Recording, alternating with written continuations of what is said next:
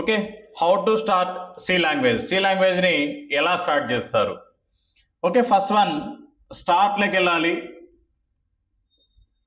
Direct C language related ఒక icon అనేది చూపిస్తూ ఉంటుంది. దానిపైన డబుల్ క్లిక్ ఇచ్చి మనం ఓపెన్ చేయొచ్చు. నెక్స్ట్ రెండో ఆప్షన్, ఈ సి లాంగ్వేజ్ ఇన్స్టాలేషన్ జరిగిన తర్వాత ఇది ఎక్కడ ఉంటుంది? లోకల్ డిస్క్ సిలో ప్రోగ్రామ్ ఫైల్స్లో ఉంటుంది అనమాట. ప్రోగ్రామ్ ఫైల్స్లో టర్బో సి అని ఉంటుంది. ఇక్కడికి వెళ్ళి కూడా ఈ సి ఐకాన్ పైన డబుల్ క్లిక్ ఇచ్చి మనం ఓపెన్ చేయొచ్చు. థర్డ్ మెథడ్, డెస్క్టాప్ పైన సి అనే ఐకాన్ ఉంటుంది. దీనిపైన డబుల్ క్లిక్ ఇచ్చి కూడా మనం సి లాంగ్వేజ్ ని ఓపెన్ చేయొచ్చు.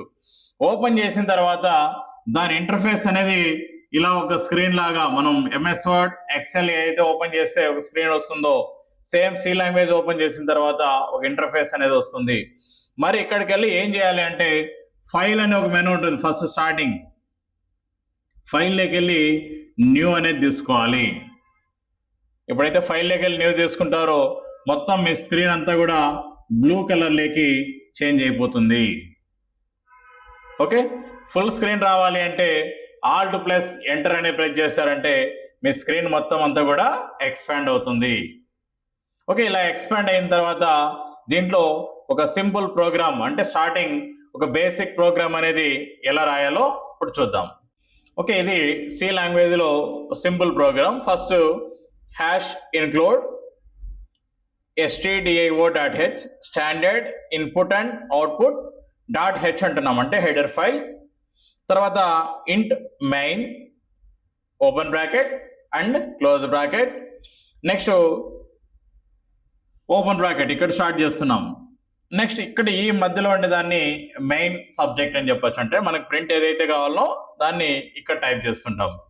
ప్రింట్ ఎఫ్ అనేది మనం ఏదైతే ఇస్తామో ఆ ప్రింట్ ఎఫ్ లో ఇచ్చినోటి మొత్తం మనకి యాజ్ ఇట్ ఈస్ డేటా అనేది మనకి అవుట్పుట్ అనేది చూపిస్తూ ఉంటుంది. ఈ రిమైనింగ్ అనేది ఏది అవుట్పుట్ లేక రాదనమాట. ఓకే, హలో వరల్డ్ అని ఇచ్చాము. తర్వాత వచ్చి సెమీకోలన్, నెక్స్ట్ మళ్ళీ రిటర్న్ జీరో. రిటర్న్ జీరో అనేది ఎందుకు ఇస్తామంటే, మీరు ఇచ్చిన వాల్యూస్ ఏవైతే ఉన్నాయో అవి ఎగ్జాక్ట్ రిజల్ట్ రావడానికి మెయిన్గా ఇలాంటివి వాడుతుంటాం. రిటర్న్ జీరో కావచ్చు, లేకపోతే గెట్ సిహెచ్ కానీ, లేకపోతే కోనియో, తర్వాత కోనియో.h కానీ, ఇలా అంటే మీరు నెక్స్ట్ ప్రోగ్రామ్లోకి వెళ్తే ఇవన్నీ కూడా మనకి టచ్ అవుతుంటాయి అనమాట. ఓకే, లాస్ట్ క్లోజ్ బ్రాకెట్ ఇలా క్లోజ్ చేసి ఇప్పుడు మనం ఏం చేయాలంటే దీన్ని కంపైల్ చేయాలి. మీరు టైప్ చేశారు, టైప్ చేసింది కంప్యూటర్కి అర్థమవుతుందా? అర్థం కాదు. మరి దీన్ని కంప్యూటర్లోకి అర్థమయ్యే భాషలోకి ట్రాన్స్లేట్ చేయాలంటే ఫస్ట్ మీరు ఏం చేయాలి? ఆల్ట్ ప్లస్ F9 అనేది ఎప్పుడైతే ప్రెస్ చేస్తారో ఇదేమవుతుంది, మొత్తం అంతా కూడా ట్రాన్స్లేట్ చేసుకుంటుంది అనమాట. అంటే కంపైలర్ అనేది ఒకటి మొత్తం అంతా కూడా ట్రాన్స్లేట్ చేస్తుంది. ఏ విధంగా ట్రాన్స్లేట్ చేస్తుంది? జీరోస్ అండ్ వన్స్ రూపంలోకి. ఫర్ ఎగ్జాంపుల్ హలో అనేది ఉంది, 0 1 0 1 0, ఇలా మొత్తం అంతా కూడా బైనరీ ఫార్మాట్లోకి ట్రాన్స్లేట్ చేసుకుంటుంది. ట్రాన్స్లేట్ చేసుకున్న తర్వాత మరి నువ్వు అవుట్పుట్ చూడాలి. అవుట్పుట్ చూడాలంటే control plus F9. Okay, first compilation అంతా అయిపోయింది. నెక్స్ట్ ఏం చేస్తారంటే కంట్రోల్ ప్లస్ F9 అనేది ప్రెస్ చేస్తానే మనకు ఓన్లీ ఈ ఏరియా మాత్రమే అవుట్పుట్ అనేది వస్తుంది అనమాట. హలో వరల్డ్ అంటే ప్రింట్ ఎఫ్ లో ఏదైతే మనం మిడిల్లో మనం ఎంటర్ చేసిండామో ఆ బ్రాకెట్స్ లోపల ఏదైతే ఉందో ఆ కంటెంట్ మాత్రమే నీకు అవుట్పుట్ చూపిస్తూ ఉంటుంది. ఈ రిమైనింగ్ అంతా కూడా జస్ట్ నీ రెఫరెన్స్ కోసం నువ్వు ఎంటర్ చేసుకునేటి ఇవన్నీ కూడా. నీకు అవుట్పుట్ రావాల్సింది ఎగ్జాక్ట్గా వీటిల్లో ఉండేవి మాత్రమే అవుట్పుట్ వస్తూ ఉంటాయి. ఓకే, అదే మీరు కోడ్ బ్లాక్స్ ఉపయోగించండి, లేదంటే ఆన్లైన్ సి కంపైలర్ వాడండి. అక్కడ ఏంటంటే డైరెక్ట్ రన్లోకి వెళ్ళి అక్కడే రన్ చేయొచ్చు అనమాట. అంటే డిఫాల్ట్గా రన్ అనేది ఉంటుంది కాబట్టి మీరు దానిపైన క్లిక్ చేస్తానే ఇవన్నీ అవసరం లేదు. అప్పుడు మీరు ప్రోగ్రామ్ ఎంటర్ చేసి రన్ పైన క్లిక్ చేస్తానే ఆటోమేటిక్గా ప్రోగ్రామ్ అవుట్పుట్ అనేది అక్కడ చూడొచ్చు. ఓకే, ఒకవేళ మీరు న్యూ లైన్ స్టార్ట్ చేయాలి, ఈ హలో వరల్డ్ అని ఇచ్చాము, తర్వాత దీని కింద ఇంకొక లైన్ స్టార్ట్ చేయాలనుకున్నారనుకోండి, /n అనేది మనం వాడాలి. ఈ బ్రాకెట్ లోపల స్లాష్ అని వాడారనుకోండి, కొత్త లైన్ స్టార్ట్ అవుతుంది. మీరు బయోడేటా ఎంటర్ చేస్తారు. ఈ బయోడేటాలో ఫస్ట్ మీ నేమ్ ఉంటుంది, ఫాదర్ నేమ్ ఉంటుంది, మదర్ నేమ్ ఉంటుంది. ఇలా 1 by 1 రావాలి అనుకుంటే /n అనేది తీసుకుంటూ రావాలి. లేదు మన సింగిల్ లైన్లోనే అన్ని రావాలి అనుకుంటే ఒకటే లైన్లోనే కంటిన్యూషన్ అనేది టైప్ చేయొచ్చు. ఓకే, దీనికి ఉన్న డిఫరెన్స్ ఇది. ఓకే, హ్యాష్ ఇంక్లూడ్ అని ఉంది కదా, దీన్ని ప్రీ ప్రాసెసర్ అంటారు అనమాట. Pre processor.